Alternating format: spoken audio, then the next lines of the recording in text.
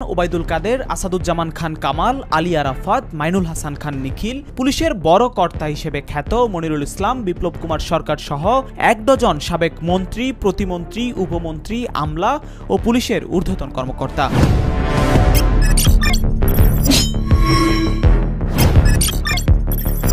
আসসালামু আলাইকুম প্রিয় দর্শক। বৈষম্য বিরোধী ছাত্র আন্দোলনের গণ অভ্যুত্থানের পর শেখ হাসিনা পালিয়েছেন এবং শেখ হাসিনা পালিয়ে যাওয়ার সাথে সাথে বাংলাদেশের আওয়ামী লীগের যত নেতাকর্মী আছেন সকলেই পালানোর চেষ্টা করছে। তবে ইতিমধ্যে কারা পালিয়েছে এবং কাদের খোঁজ পাওয়া গেছে এবং কারা গ্রেপ্তার হয়েছে, প্রিয় দর্শক চলুন সেই তালিকাটি আমরা একটা ভিডিওতে দেখব, তারপরে থাকছে বিস্তারিত।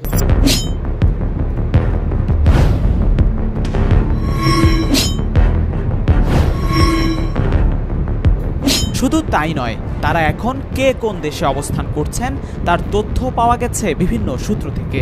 একটি সূত্র থেকে জানা গেছে আওয়ামী লীগের সাধারণ সম্পাদক ও সাবেক মন্ত্রী ওবায়দুল কাদের ভারত হয়ে এখন দুবাই অবস্থান করছেন। বিতর্কিত এই মন্ত্রী দীর্ঘদিন সীমান্তবর্তী এলাকায় ভুল বদল করে গা ঢাকা দিয়েছিলেন। ৮ আগস্ট তিনি সীমান্ত দিয়ে ভারত চলে যান।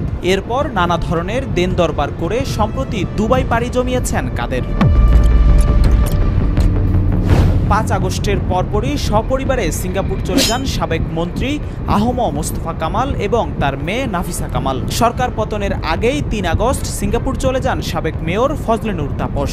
সাবেক স্বরাষ্ট্রমন্ত্রী আসাদুজ্জামান খান কামাল এখন সপরিবারে সিঙ্গাপুর অবস্থান করছেন বলে জানা গেছে।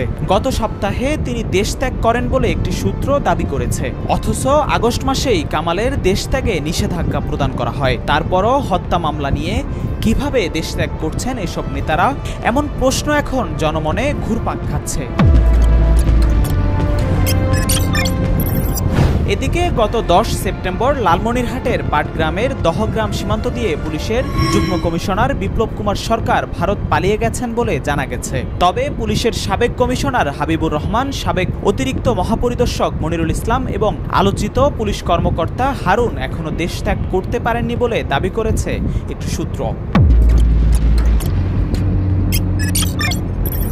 যেসব নেতা ও আমলারা দেশত্যাগ করছেন তারা সিলেট, আখাউড়া, নেত্রকোনা, ময়মনসিংহের হালুয়াঘাট, যশোর অঞ্চল, লালমনিরহাট সহ উত্তরাঞ্চলের সীমান্ত দিয়ে যাচ্ছেন। কোনো কোনো সীমান্তে জনপ্রতি ৫০,০০০ টাকা দিয়ে পার হচ্ছেন। আবার কোনো কোনো সীমান্তের লেনদেন ২৫ থেকে ৩০ লাখ টাকার মতো বলে জানা গেছে।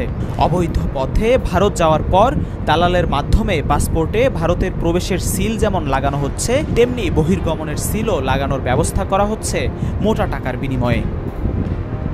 যুক্তরাষ্ট্র সফর শেষে ৩১ জুলাই দেশে ফেরেন শেখ ফজলে শামস পরশ। দেশে ফিরেই বিপাকে পড়েন এই নেতা। এখনো পর্যন্ত তিনি দেশেই রয়েছেন বলে জানা গেছে। হাসিনা পরিবারের বেশ কয়েকজন এখনও দেশ ত্যাগ করতে পারেননি, যাদের নিয়ে শেখ হাসিনাও টেনশনে রয়েছেন বলে আওয়ামী লীগের একটি সূত্র থেকে জানা গেছে। তাদের মধ্যে রয়েছেন শেখ ফজলুল করিম সেলিম, শেখ হেলাল উদ্দিন, শেখ তন্ময়, শেখ সালাউদ্দিন জুয়েল, সাদিক আবদুল্লাহ সহ বেশ কয়েকজন। আওয়ামী লীগ সরকারের মন্ত্রীদের মধ্যে এ পর্যন্ত মোট ১৫ জনের দেশ ত্যাগের খবর পাওয়া গেছে, যাদের সবাই পট পরিবর্তনের পর পালিয়ে গেছেন। আন্দোলন চলাকালে দেশত্যাগ করেন মন্ত্রী পদমর্যাদার আরও ১৩ জন। বিভিন্ন অঙ্গ সংগঠনের নেতাদের মধ্যে ২৭ জনের পালিয়ে যাওয়ার খবর পাওয়া গেছে। তবে পালিয়ে যাওয়াদের সংখ্যা আরও কয়েক গুণ বেশি বলে দাবি করছে বিভিন্ন সূত্র। দেশত্যাগী নেতাদের শতভাগই অবৈধ পথে পাড়ি দিচ্ছেন বলে ইমিগ্রেশনের নথিতে তাদের কোনো নাম নেই। এছাড়াও আওয়ামী লীগের যেসব তারকা নেতারা পালিয়ে যেতে সক্ষম হয়েছেন বলে জানা গেছে তাদের মধ্যে রয়েছে খায়রুজ্জামান লিটন, শফিউল আলম নাদেল, বিপ্লব বড়ুয়া, মৃণাল কান্তি দাস, খালিদ মাহমুদ চৌধুরী, বাহাউদ্দিন বাহার ও তার মেয়ে তাহসিন বাহার, নিজাম হাজারি, লিয়াকত শিকদার সহ প্রমুখ।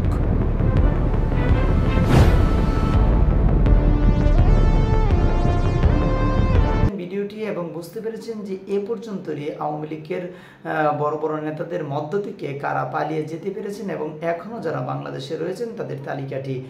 তো প্রিয় দর্শক, আমি এখানে যেটি বলবো, আওয়ামী লীগের যে নেতাকর্মীরা এখনও যারা বাংলাদেশে রয়েছেন তারা কিন্তু আস্তে আস্তে করে দেশের বাইরে চলে যাচ্ছেন। যে আমরা কিন্তু এই আন্দোলনের পরেই কিন্তু ঘোষণা দেওয়া হয়েছে যে যত আওয়ামী লীগের নেতাকর্মী রয়েছে, অর্থাৎ যারা এমপি মন্ত্রী রয়েছে, বড় ধরনের আওয়ামী লীগের পদে রয়েছে, তাদেরকে এয়ারপোর্টে আটকানোর জন্য, অর্থাৎ সেই জায়গায় তাদের যে পাসপোর্টটি রয়েছে সেই পাসপোর্টটি কিন্তু তাদের অবৈধ বলে ঘোষণা করা হয়েছে ইতিমধ্যে।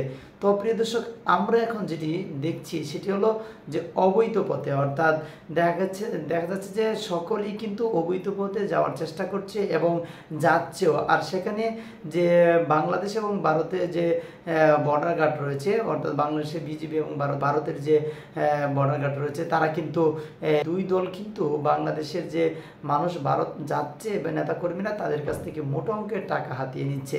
তাহলে ভারত তাদেরকে অ্যাকসেপ্ট করবে এটা আমরা জানি, কিন্তু বাংলাদেশ থেকে তাদেরকে পালিয়ে যাওয়ার জন্য সাহায্য করছে কারা?